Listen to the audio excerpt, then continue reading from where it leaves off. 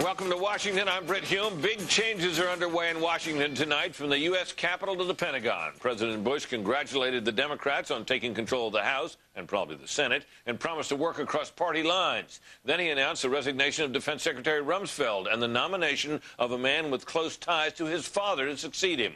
We'll cover all of those stories, beginning with Chief White House Correspondent Bret Baier. Ladies and gentlemen. The day after suffering sweeping losses in the midterm congressional elections, President Bush delivered the bombshell announcement that his Defense Secretary Donald Rumsfeld was resigning. After a series of thoughtful conversations, Secretary Rumsfeld and I agreed that the timing is right for new leadership at the Pentagon. The president said he was nominating Robert Gates to replace Rumsfeld. Gates served as an intelligence advisor to 6 presidents, including President George H.W. Bush. Gates is a longtime Bush family friend. He was Deputy National Security Advisor during the first Gulf War and later became Director of the Central Intelligence Agency from 1991 to 1993.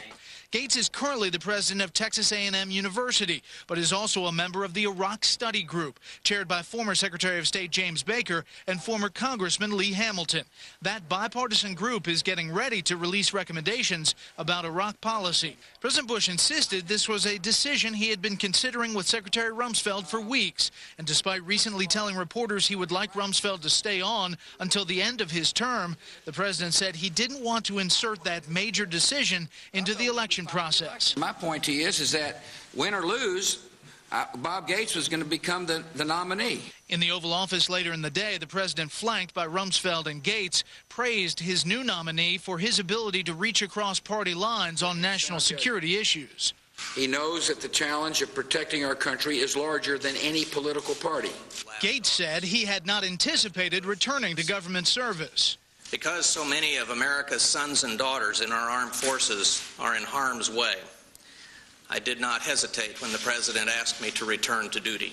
The president noted that next month Rumsfeld will become the longest-serving Secretary of Defense ever, and already is the longest-serving member of his cabinet. Thanking the president, an emotional Rumsfeld reflected on the past 6 years this way.